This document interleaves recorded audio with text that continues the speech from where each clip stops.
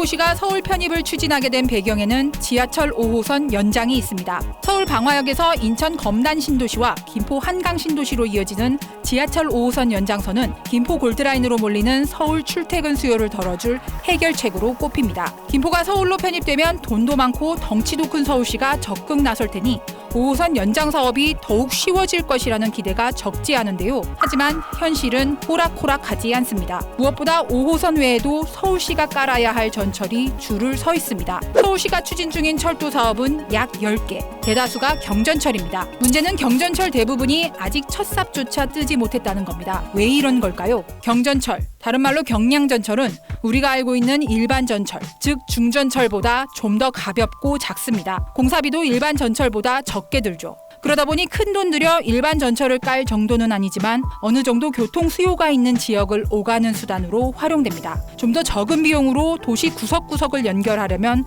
굳이 클 필요는 없는 거죠. 늘어나는 교통 수요에 대응하기 위해 서울시는 2000년대 들어 경전철 구축에 나섭니다. 그 첫 번째가 바로 우이신설선이었죠. 우이신설선 사업이 본궤도에 오르자 서울시는 2007년 우이신설 연장선을 포함해 7개 경전철 노선 계획을 발표합니다. 재정 부담을 줄이기 위해 민간 투자를 받아 추진하는 방식이었죠. 하지만 땅값 비싸고 사람 건물도 많은 서울에 전철 깔기가 어디 쉬울까요? 사업비는 조 단위로 들어가는데 특정 지역 위주로 깔리다 보니 수요는 제한적이고 각종 심의와 규제 등 넘어야 할 산이 적지 않았습니다.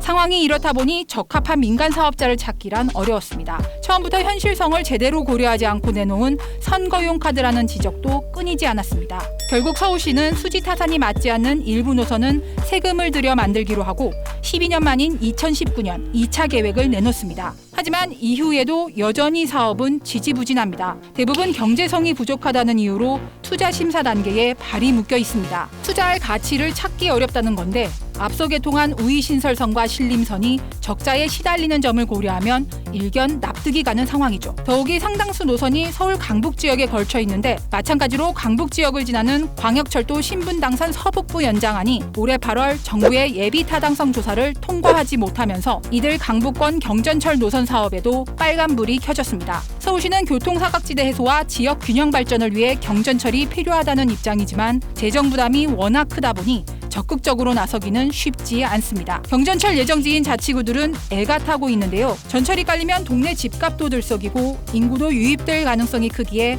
자치구 입장에서 경전철은 포기할 수 없는 사업입니다. 서울 내 기존 식구인 자치구의 상황이 이렇다 보니 김포가 서울로 편입된다 하더라도 5호선 연장이 쉽지 않을 것이라는 전망이 나옵니다. 더욱이 김포가 서울로 들어오면 5호선 연장에 들어가는 사업비 수천억 원을 서울이 떠안게 됩니다. 애초 5호선 연장선처럼 여러 시도를 거치는 광역철도는 국가가 70%, 지자체가 30%의 사업비를 부담하게 돼 있지만 서울이 끼게 되면 국가 부담이 50%로 줄어듭니다. 서울 재정이 상대적으로 넉넉하다는 이유에서죠. 서울시 입장에서는 그렇지 않아도 지금 서울의 강북에 각종 중요한 SOC 같은 경우도 지금 추진이 안 되는 판국에 김포가 이제 서울시가 돼가지고 더군다나 재정 지원도 20%가 깎이는데 돈을 20%나 더 드리는 사업인데 거기에 먼저 우선순위를 준다? 글쎄요, 이거는 당연히 기존에 오랫동안 추진해왔던 강북 지역의 그 SOC 투자에 우선순위가 가는 거지. 기존 경전철 사업도 쉽지 않은 상황에서 서울시가 재정 부담을 더욱 늘리는 5호선 연장에 적극 나서기 쉽지 않다는 건데요. 좀 더 잘 살아보자고 시작된 김포시의 서울 편입, 교통 문제 해결부터 만만치 않아 보입니다.